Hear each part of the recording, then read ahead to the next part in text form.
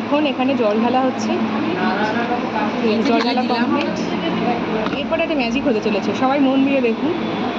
এরপর এর মধ্যে ঢালা হবে 10% বিটাডিন। ব্রেনের নিচে নামাও,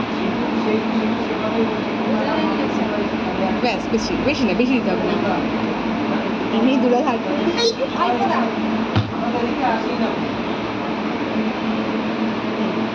এবার একটা কিছু দিয়ে যাই হোক সেটাকে নাড়ানো হবে, যাতে ভালো করে মিক্সড হয়ে যায়।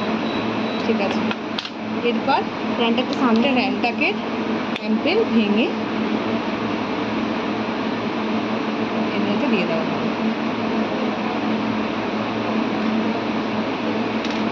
আবার একটা কিছু দিয়ে ভালো করে নাড়বার আগে দেখতে পাচ্ছেন কালারটা হালকা হালকা চেঞ্জ হচ্ছে। নাড়বার পরে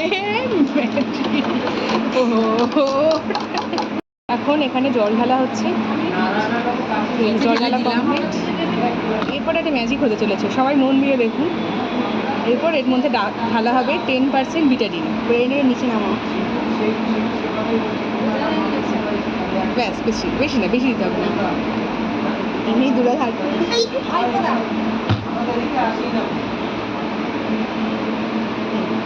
এবার একটা কিছু দিয়ে যাই হোক সেটাকে নাড়ানো হবে, যাতে ভালো করে মিক্সড হয়ে যায়।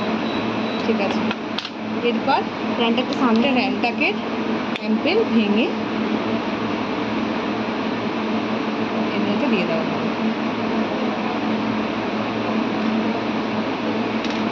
আবার একটা কিছু দিয়ে ভালো করে নাড়বার আগে দেখতে পাচ্ছেন কালারটা হালকা হালকা চেঞ্জ হচ্ছে।